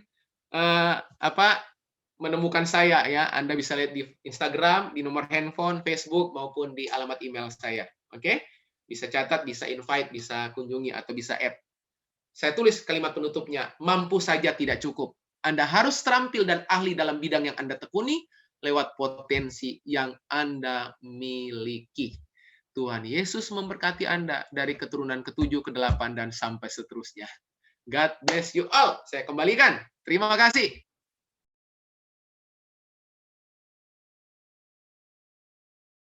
Oke, saya akan bacakan terlebih dahulu Q&A pertama ya. Pertanyaan yang pertama. Ini pertanyaan yang sudah masuk dari jam 18.41. Kurang lebih masih baru materi langsung bertanya, Pak ya. Baru materi langsung bertanya. Oke, saya akan bacakan. Pertanyaan ini dari Bapak Hadi dari GKKA Sidoarjo. Apakah panggilan bisa berubah? Nah, itu pertanyaannya. Ya. Mungkin satu pertanyaan bisa langsung dijawab, nanti saya akan kasih pertanyaan-pertanyaan yang lain. Mungkin bisa langsung dijawab saja, Pak. Silakan. Oke, apakah panggilan bisa berubah? Ingat, Bapak Ibu, panggilan umum tidak akan pernah berubah. Oke, panggilan umum itu nggak pernah bisa berubah. Contoh, panggilan umum itu apa? Ada gambar besarnya. Oke, kayak orang main sepak bola. Oke, pemain sepak bola, waktu dia masuk ke dalam lapangan, dia tetap pemain. Itu gambar besarnya. Jadi kalau ditanya, kamu pemain apa? Dia akan jawab pemain sepak bola. Setuju ya? Tapi pertanyaannya, kamu di posisi apa? Nah, oke, bisa saja posisinya itu jadi back, tapi bisanya jadi back kiri, back tengah, atau back kanan. Paham ya Bapak Ibu ya? Jadi spesifikasinya bisa berubah, tapi tidak akan mengubah Anda jadi pemain tarkam atau pemain tarkam atau pemain takraw gitu ya. Pemain apa? Volley gitu. Jadi panggilan besarnya tidak. Tetapi panggilan yang spesifik bukan berubah, bukan. Tetapi akan dimultiplikasikan berdasarkan panggilan spesifik. Paham ya? Yang tadinya Anda pemain sepak bola jadi back, karena latihan Anda tetap pemain sepak bola tapi jadi gelandang. Jadi bukan gelandangan ya, bukan ya. Karena latihan, satu ketika Anda punya potensi jadi penyerang, tapi tetap pemain bola nggak? Tetap pemain bola. Seperti itu, Pak Hadi. Jadi gambar besarnya tidak akan pernah berubah. Anda segambar dan serupa. Anda terang dunia, Anda garam dunia untuk melakukan pekerjaan baik. Tetapi panggilan spesifiknya bisa saja bukan berubah, tapi bertambah. Bukan berubah, tapi bertambah. Seperti itu. Semoga menjawab Pak Hadi yang di Sidoarjo. Terima kasih Pak Hadi buat pertanyaan baiknya. Oke, terima kasih untuk jawabannya. Lanjut ke pertanyaan selanjutnya ya Pak ya. Kita langsung lanjut. Saya mohon maaf kalau misalkan saya salah menyebutkan Ibu atau Bapak ya. Saya sebutkan nama saja daripada nanti saya salah. Ya, dari Wiwi DKKA Sendawar ya. Kalau misalkan dari namanya kayaknya Ibu ya, kayaknya perempuan ya. Iya. Ya, pertanyaannya begini. Bagaimana seseorang dapat mengenali atau memahami benih-benih keberhasilan atau potensi diri yang Tuhan taruh di dalam hidup atau dalam tanda kutip panggilan itu? Ya, Oke. silakan. Oke. Ada beberapa tanda. Ada beberapa tanda. Bagaimana kita mengetahui benih ya, benihnya. Oke. Nah, ada beberapa tanda Bu Wiwi. Tanda yang pertama, Anda enjoy. Oke. Anda enjoy, Anda menikmati melakukannya. Oke ya, jadi aktivitas-aktivitas tertentu Anda itu melakukannya itu menikmati gitu. Ada beberapa orang yang nggak suka, tapi di tangan Anda itu Anda nikmati sampai lupa waktu, Anda enjoy. Yang kedua, easy, mudah buat Anda. Bagi orang itu susah setengah mati, bagi Anda itu mah gampang ya. Bagi beberapa orang administrasi itu susah banget, tapi bagi Anda itu mudah banget. Bagi beberapa orang pembukuan itu cash flow itu susah banget ya. Antara debit dan kredit nggak pernah sama gitu. Ya. Silvi udah ketawa tuh ya. Ya, nggak pernah sama gitu. Sementara bagi Anda baru lihat sekilas, Anda udah tahu di mana yang problem. Jadi mudah buat Anda. Oke? Buat Anda mudah dan Anda enjoy. Benih yang ketiga, tanda utama benih potensi yang ketiga adalah minim persiapan hasil maksimal. Tapi bukan berarti nggak persiapan loh ya. Bukan loh ya. Ya, minim persiapan, tiba-tiba hasil maksimal. Saya beri contoh, satu ketika saya hadir di sebuah acara, MC-nya telat datang, Bapak Ibu. MC-nya telat datang. Telat datang karena macet. Terus tiba-tiba teman saya dijorokin tuh. Ya udah, acara udah harus mulai. Karena MC-nya terlambat, udah, kamu aja deh, kamu aja. Wah, didaulat, mendadak, nggak ada persiapan. Dia jadi MC-nya. Wah, MC-nya, dia nge-MC itu bagus banget, teman-teman. Bagus, cair, suasananya oke banget. Begitu MC yang sebenarnya hadir, begitu dipegang MC-nya, garing gitu ya. Ya, coba Anda lihat. Berarti ada potensi bahwa orang itu punya potensi jadi MC gitu. Sama seperti saya. Ya, waduh Bapak Ibu, kalau hari ini saya bisa lancar itu anugerah Tuhan, anugerah Tuhan. Percayalah ya. Saya pernah ini saya bisa sharing kayak gini, itu kecelakaan sebenarnya ya, kecelakaan ya. Saya gambar dirinya rusak ya. Saya luka batin sama banyak keadaan dalam kehidupan saya gitu. Tapi oleh anugerah Tuhan tolong saya, Tuhan pulihkan saya. Jadi yang pertama, Anda itu enjoy, menikmati. Yang kedua, isi Anda mudah melakukannya. Tapi yang ketiga, minim persiapan hasil maksimal. Excellent. Oke ya.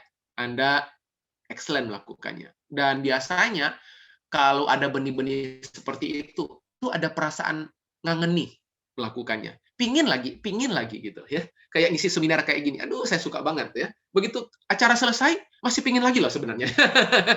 Ya gitu. Ya, karena ya itu kemampuan, kapasitas, kekuatan, strength yang saya punya. Semoga menolong Bu Wiwi. Terima kasih buat pertanyaannya. Ya, terima kasih Pak Jeffrey untuk jawabannya. Ya. Lanjut ke pertanyaan selanjutnya. Ini pertanyaannya Bu Wiwi juga, ya. Pertanyaan yang kedua, tadi pertanyaan yang pertama, sekarang pertanyaan yang kedua, Pak. Iya. Bagaimana seseorang? Ini ada continue-nya ya, Pak?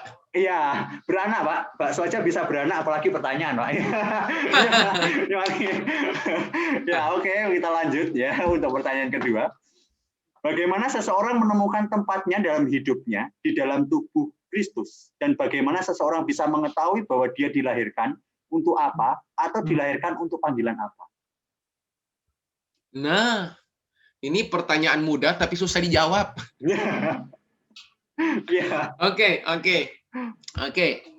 Dengan cepat saya mau tunjukkan ada beberapa tanda utama, ciri-ciri bahwa kita itu terpanggil di bagian tertentu.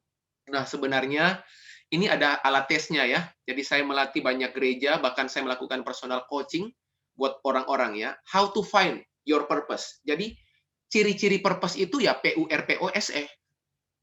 Oke? Bagaimana menemukan purpose ya PURPOSE gitu. Nah, ini Bu Wiwi bertanya ini saya jadi bingung menjawabnya karena ini bisa jadi 5 sesi ya. Ya. Jadi saya gabungin deh. Nah, kalau Bu Wiwi tanya, gimana saya bisa tahu bahwa itu panggilan saya? Gimana saya tahu bahwa itu saya terpanggil di bagian situ? Gampangnya gini. Pertama gini, Bapak Ibu, rekan-rekan buat yang bertanya, bisa melihat pengalaman hidup Anda. Kira-kira pengalaman gini, ada hal-hal yang terhubung dengan hidup Anda. Oke? Hal-hal yang terhubung dengan life purpose adalah life experience yang tadi saya bilang. Oke? Anda itu pengalaman-pengalaman hidupnya di bagian apa? Gitu. Nah, ini penggaliannya ada caranya, Bapak Ibu ya. Ya, contoh 0 sampai 10 tahun, pengalaman berkesan apa? 11 sampai 20 tahun, pengalaman berkesan apa? Jadi ada rentang waktu. Ya, timeline gitu. Tapi bisa juga life purpose Anda bisa menemukan lewat apa? Lewat life miracle. Ya, mujizat dalam hidup Anda bisa juga. Oke, life purpose Anda bisa juga Anda temukan lewat apa? Opportunity yang diberikan dalam hidup Anda. Bisa juga gitu. Sedikit-sedikit gitu. Contoh. Saya itu paling sering diminta ngisi seminar tentang visi dan purpose gitu. Paling sering gitu. Makanya begitu dapat rethinking calling and work. Aduh, saya banget. Ya, saya senang menyampaikannya gitu ya. Ada beberapa life purpose Anda itu bisa terlihat lewat apa? Yang tadi saya bilang, spiritual gift gitu. Anda diberikan gifted gitu ya, diberikan. Bisa juga lewat apa? Ministry. Ya. Anda terbeban pada anak-anak gitu ya, misalnya. Jadi yang namanya passion, beban hati, passion itu menyangkut dua hal. Ya, menyangkut dua hal yang namanya passion itu. Siapa orangnya dan jenis masalahnya.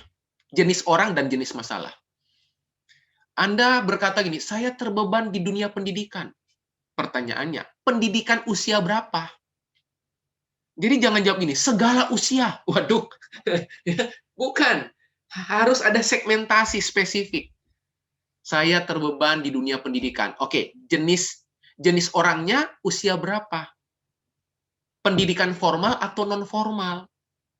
Gitu. Jadi dibuka terus lapisan Y-nya, dibuka terus sampai Anda menemukan yang terdalam, strong Y-nya. Oke, bisa juga dari apa? Value hidup.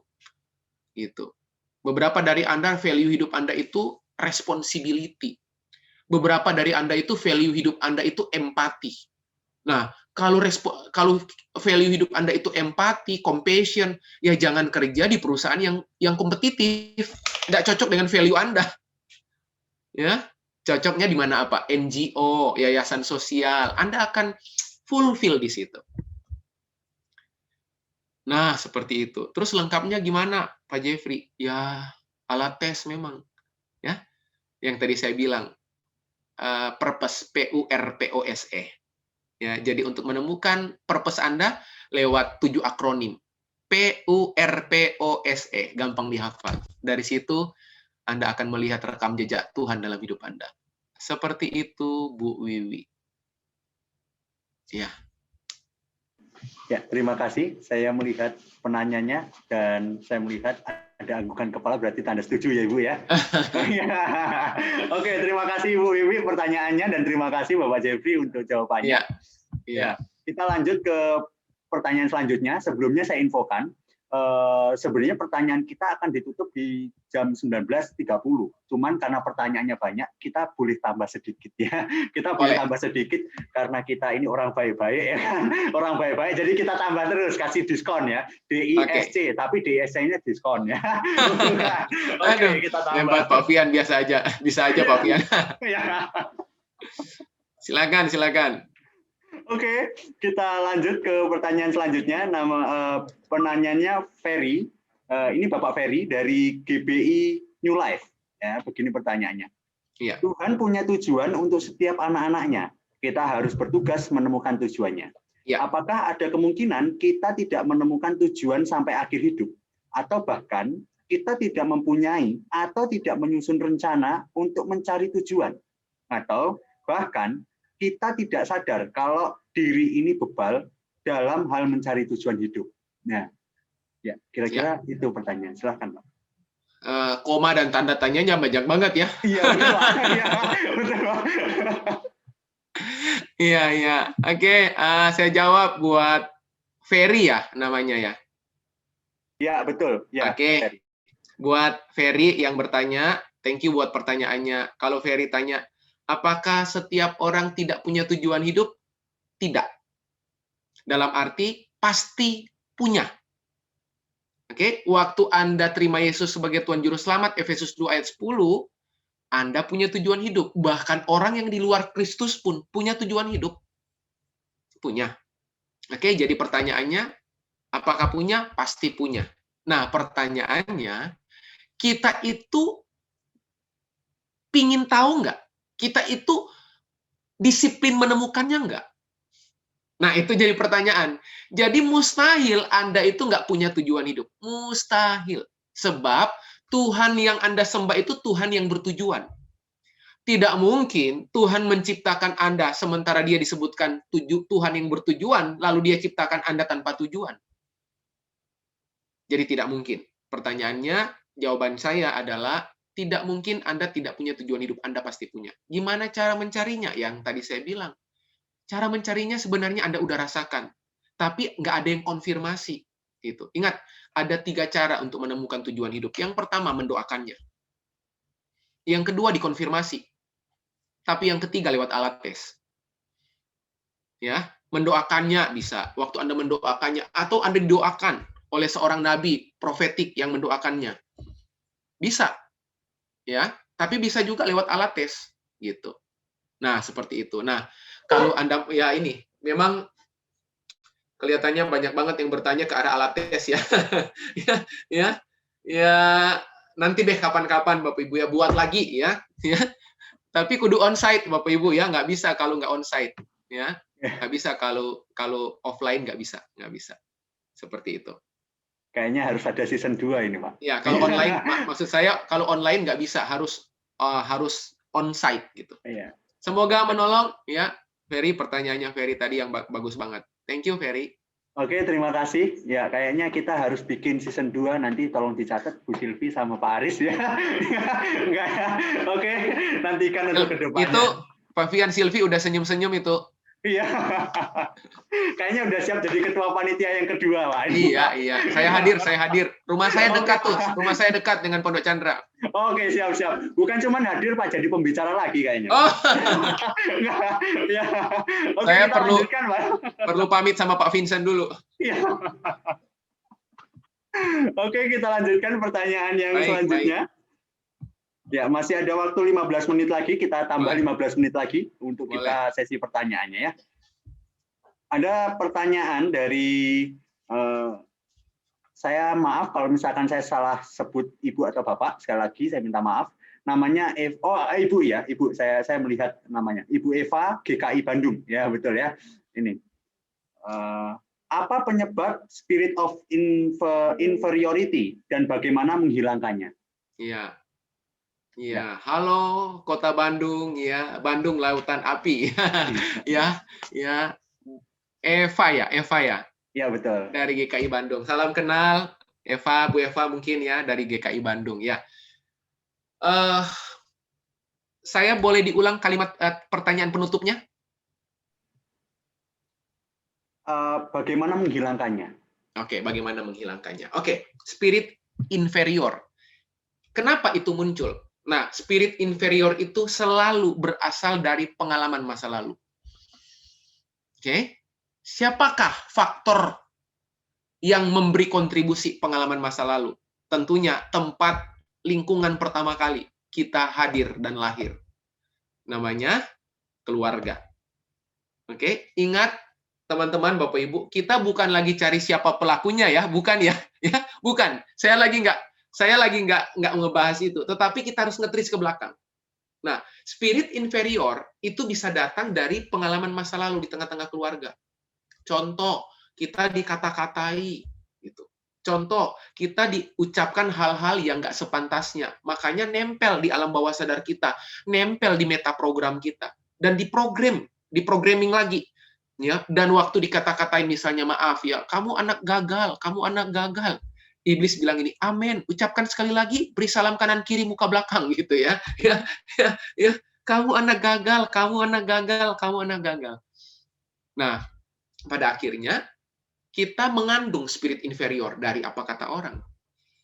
Oke, dari apa kata orang. Makanya begitu kita punya spirit inferior, ada 4 spirit yang lahir dari spirit inferior. Yang pertama, takut gagal. Spirit inferior selalu melepaskan roh takut gagal. Yang kedua, spirit inferior selalu melepaskan roh takut tertolak. Orang yang takut gagal, kecanduan sukses. Wah, dalam hidup ini harus ada sukses, harus sukses semua. Ya, nggak boleh ada yang gagal, makanya takut mencoba. Takut gagal. Yang kedua, takut tertolak, makanya kecanduan penerimaan. Wah, ya, nggak susah bilang nggak, ya. Pokoknya sungkan is the best. Wah, ya. Pokoknya ya gitu ya. Ya. Yang ketiga, takut dihukum. Makanya orang yang takut dihukum karena spirit inferior, dia menghukum orang lain lebih dulu. Dia salah tapi dia salahkan dulu orang lain. Tuh. Yang keempat, rasa malu minder. Orang yang ngerasa malu minder, kecanduan kebiasaan buruk. Anda lihat, Anda pernah ketemu orang yang kecanduan kebiasaan buruk, suka gini? Ya. Nah, Anda mesti perhatikan, itu ada efek sampingnya secara psikis. Gini. Ya, gitu. Atau gini-gini, sedikit-sedikit gini-gini, kalau lagi itu. Ada kebiasaan-kebiasaan buruk gitu. Ya, jadi bagaimana mengatasinya? Bagaimana mengatasinya, Eva? Gampang mengatasinya. Bawa seluruh persoalan Anda di karya salib. Renungkan terus-menerus karya salib dalam hidup Anda. Sebab di karya salib, Tuhan rela menjadi gagal supaya Anda menjadi berhasil. Tuhan rela ditolak supaya Anda diterima oleh Bapa. Tuhan rela dihukum supaya Anda menerima kehidupan kekal. Tuhan rela dicabik-cabik. Dia angkat rasa malumu karena dia melepaskan rasa berharga. Oke? Jadi terus-menerus merenungkan karya salib dalam hidup Anda. Nah, dengan seperti itu, saya yakin Tuhan pulihkan kehidupan Eva. Oke? Semoga menolong buat Eva. Ya, terima kasih. Ya. Apakah sudah terjawab, Ibu Eva? Bisa oke, ya. Ada tanda jempol yang saya lihat, berarti sudah terjawab. Terima kasih untuk pertanyaannya, Bu Eva, dan terima kasih untuk jawabannya, Bapak Jeffrey. Ya. Nah, kembali ke pertanyaan selanjutnya. Sebelumnya saya menginformasikan, karena ini pertanyaannya sangat banyak. Ada satu tapi beranak, dan berarti tandanya sangat banyak, gitu ya. Berarti tandanya sangat banyak. Mohon maaf kalau misalkan pertanyaannya tidak bisa dijawab semuanya, Bapak Ibu ya. Tidak bisa dijawab semuanya, mohon maaf. Mungkin bisa Bapak Ibu bertanya secara pribadi. Apakah boleh begitu, Pak Jeffrey? Boleh. Ya, boleh ya. Oke. Boleh. Jadi akses aja nomor handphone saya, IG saya, boleh silakan Bapak Ibu ya. Di IG Jeffrey_Teresna tadi ya. Ya, nomor handphone sudah tertera ya, atau mungkin seperti ini aja Bapak Ibu ya. Apa saya diizinkan munculkan sebentar Bapak Ibu ya, Pak Fian, sebentar aja ya, biar teman-teman juga.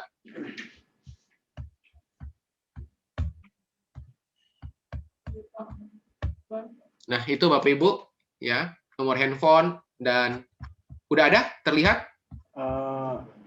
Belum. Bapak chat ini tadi ya, atau ini, oke. Nah, itu silakan Bapak Ibu, silakan akses @IG saya boleh ya. Nomor handphone silakan Bapak Ibu, silakan. Dengan senang hati saya menjawab. Ya. Oke, kalau Asal jangan minta pulsa ya Bapak Ibu ya. Oke. Ya. Oke. Kalau dikirim pulsa nggak apa-apa ya. Ya. Oke. Ya, oke. Ya, Bapak Jeffrey bisa itu Ya, silakan bagi Bapak Ibu yang ingin bertanya secara pribadi boleh silakan nanti ini catat dulu Bapak Ibu. Hal itu tadi ya. Oke, nomor dan IG-nya. Ada kok ya. di IG-nya banyak ya. Di YouTube juga saya lihat sangat banyak. Oh. Sangat banyak sekali. Oke, ya. Oke, lanjut ke pertanyaan selanjutnya. Masih ada waktu 8 menit untuk kita menjawab pertanyaan. Siap. Sekali lagi saya minta maaf Bapak Ibu ya, pertanyaan sangat banyak memang, tapi kami masih karena keterbatasan waktu, keterbatasan waktu. Jadi pertanyaan-pertanyaan tidak bisa dijawab semuanya Bapak Ibu. Tinggal satu pertanyaan penutup yang akan saya berikan nanti juga akan dijawab oleh Bapak Jeffrey. Ini biasanya pertanyaan penutup ini sulit ini biasanya sulit. Iya. Oke, satu pertanyaan penutup saya akan pilih secara acak ya, akan pilih secara acak. Ini pertanyaan dari Yogi, tapi ini ada singkatan-singkatan. Mohon maaf kalau saya salah ya Pak ya. Oke, ada singkatan-singkatan. Saya pernah tes DISC dengan hasil CI ya. Ya. Karunia roh tertinggi, kerajinan tangan seni, pengetahuan dan teguran hikmat. Dengan strength membangun hubungan dengan orang dan membuat seni. Apakah ada gambaran purpose yang sudah bisa dilihat? Ya. Ini memang harus mendiagnosa ya. Ya udah, saya coba ya. Ya. DISC-nya apa? Cermat intim. Karunia rohaninya apa tadi? Karunia rohaninya kerajinan tangan seni, pengetahuan dan teguran hikmat. Pengetahuan dan teguran hikmat ya. Oke, terus? Ya. Terus strength-nya membangun hubungan dengan orang dan membuat seni. Oke. Nah, dengan Yogi ya? Betul Pak, Yogi. Oke. Buat Yogi, secara gamblang, secara sederhana, potret dari personality kamu, personality-nya Yogi, itu jelas terlihat cermat intim. Cermat intim itu dalam bahasa perilaku biasanya adalah orang-orang yang punya kecenderungan analitikal, kemampuan menganalisa yang bagus. Namun di saat yang sama, orang-orang cermat intim adalah orang-orang yang punya standar, cenderung perfeksionis, dan seorang komunikator yang mahir dalam merangkai kata. Jadi memang tipikal orang cermat intim itu memang observer, tetapi observer yang sekaligus mampu mempersuasif. Seorang komunikator yang bagus. Nah, karena seorang cermat intim tentunya kualitas akan jadi ruang penting bagi orang cermat intim. Makanya kalau di sini terlihat senang dengan kerajinan seni, seni itu kan ada nuansa intim cermatnya. Sisi apa? Kualitas kerjanya. Yang namanya pekerja seni itu kan ada nuansa seninya, ada nuansa rasanya, taste-nya, tetapi di saat yang sama hasilnya mesti hasil yang excellent. Kenapa? Karena profiling cermat intim. Lalu muncul karunia pengetahuan dan hikmat. Nah, kecenderungan cermat intim yang kemudian dikawinkan dengan karunia hikmat dan pengetahuan dalam diri satu orang, ada semuanya itu. Cermat intim, lalu kemudian pengetahuan, hikmat, teguran, berarti memang kecenderungan berhati-hatinya gini, hati-hati dengan keinginan untuk selalu mengkritik. Ya, tipikal orang yang selalu merasa tidak puas dengan hasil kerja orang lain, sangat sulit mempercayakan pekerjaan ke orang lain. Ya, karena seakan-akan merasa cuma dia yang bisa melakukannya. Nah, berhati-hati di situ. Ya, orang cermat intim kecenderungannya agak susah untuk mendelegasikan tugas. Ya, apalagi ada karunia hikmat dan pengetahuan. Tetapi karunia hikmat dan pengetahuan dengan profiling cermat adalah orang-orang yang kritis. Dibutuhkan nggak? Oh, dibutuhkan dalam pelayanan tubuh Kristus. Gitu. Orang-orang yang kritis, orang-orang yang bisa menyuarakan sesuatu, sementara orang lain nggak lihat, dia lihat. Gitu. Nah, dengan pengetahuan hikmat bisa jadi nuansa karunia jawatan itu karunia guru. Nah, guru yang syarat dengan pengetahuan hikmat berarti bukan guru yang doktrin, tetapi guru yang wisdom, daily life. Jadi kalau khotbah itu pasti khotbah tentang value, khotbah tentang karakter. Nah, itu kesukaannya. Lalu kemudian membangun hubungan, oh tentu iya. Sekalipun dalam membangun hubungan cenderung pilih-pilah, gitu. Cenderung pilih-pilah karena sisi cermat intimnya. Nah, seperti itu. Kalau ditanya pelayanan apa yang paling mewakili seperti ini, yang pertama pelayanan yang paling mewakili, karena ini karunianya nggak lengkap, karena karunia manifestasi Roh Kudus belum baru terpotret separuh, karunia motivasi bahkan nggak ada, karunia jawatan bahkan nggak ada. Ya, nah saya menyimpulkan dari profiling ketersediaan karunia yang disampaikan oleh seorang yogi ya, jadi nggak lengkap, tetapi saya berupaya untuk membacanya, mendiagnosanya. Nah, dengan profiling seperti itu, ada beberapa jenis karunia ini yang cocok pada area pelayanan. Yang pertama, sangat cocok area-area pelayanan research and develop. Ya, ada beberapa jenis pelayanan yang butuh research develop. Ya, tim pengembangan atau tim edukasi. Gitu. Perlu nggak yang berikutnya ada yang namanya tim quality control. Gitu. Senang dengan kaitannya sistematik, senang dengan yang SOP, memastikan ini rapi apa enggak, gitu. Seperti itu. Ya, jadi jenis-jenis pelayanan seperti itu yang paling bisa mewakili. Ya, tergantung struktur gerejanya seperti apa. Seperti itu.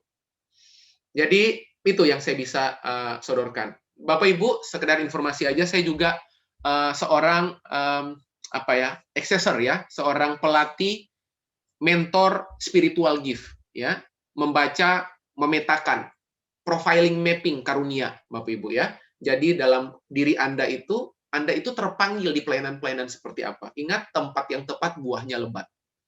Ya. Di mana Anda terpanggil, di situ Anda ada di situ, dengan sendirinya Anda berbuah. Nah, itu ada profiling karunianya, dikombinasikan dengan DISC, dikombinasikan dengan karunia-karunia jawatan, lalu kemudian nanti bisa larinya ke bahasa kasih, gitu ya. Itu ada beberapa item. Mungkin seperti itu, ya, seperti itu. Panjang lebar kalau ngebahas itu, ya, seperti itu. Pak Fian. Oke, baik. Terima kasih untuk jawabannya dan terima kasih untuk pertanyaannya, Bapak Yogi. Saya tidak menemukan Bapak Yogi yang sebelah mana ya, tapi saya rasa Bapak Yogi sudah setuju dengan jawabannya ya. Karena saya beberapa lihat yang bertanya ada di layar, jadi kadang manggung-manggung gitu ya, berarti tanda setuju atau tanda jempol. Tapi saya lihat-lihat tadi kok nggak ketemu ya, nggak ketemu lagi, nggak apa-apa. Saya rasa semuanya sudah terjawab ya. Dan sehubungan dengan waktu, sekali lagi saya mewakili panitia meminta maaf untuk pertanyaan-pertanyaan dari Bapak Ibu yang belum terjawab. Dan waktu kita juga nanti lain kesempatan kita juga akan membuka webinar lagi, dan lain kesempatan kita bisa bertemu lagi di dalam online ya, webinar seperti yang kita buat seperti ini, dan mungkin dengan tema yang berbeda, dengan nuansa yang berbeda juga. Nanti juga akan kami tetap terus update di dalam IG kami, di IG profesi yang ada profesi_GKKAI PTI. Mungkin bisa nanti dilihat sambil dilihat, nanti di situ pasti akan ada beberapa informasi-informasi seputar dengan kegiatan kami di GKKA PTI. Ya, oke. Sebelumnya mari kita berikan applause, tanda terima kasih kita kepada Bapak Suntoro, Bapak Wisna ya, Bapak Suntoro. Berarti itu udah kangen sama Pak Suntoro. Iya, udah kangen itu. Berarti Pak Suntoro harus kasih closing ini, Ya, betul. Nanti ada closing dari Bapak Suntoro, Pak. Ada momen sendiri dari Bapak Suntoro, nanti akan closing ya. Oke, terima kasih sekali lagi Pak Jehuri ya. Saya mewakili panitia, gereja, majelis, dan hamba-hamba Tuhan mengucapkan terima kasih, dan mewakili dari rekan-rekan semuanya mengucapkan terima kasih kepada penyampaian materi, penyampaian jawaban-jawaban dari pertanyaan, dan kami selalu berdoa kiranya Bapak selalu diberkati oleh Tuhan dan selalu setia dalam semangat setia dalam pekerjaan, panggilan, dan pelayanan yang Tuhan beri tetapkan. Pak Fian, saya boleh 1 menit, Pak Fian? Boleh, silakan Pak. Oke, sekali lagi saya secara pribadi mengucapkan terima kasih banyak ya buat Pak Suntoro, ya Pak Fian, Pak Aris, di sini juga ada Pak Vincent ya, Pak Daya, lalu Silvi, dan semua Bapak Ibu ya yang memberi saya kesempatan, teman-teman panitia, pengurus keluarga besar GKKA. Saya sekali lagi terima kasih, sebuah kehormatan boleh hadir, dan saya mohon maaf kalau ada yang masih kurang ya, atau ada kalimat-kalimat yang kurang pas saya lepaskan, saya mohon maaf Bapak Ibu ya.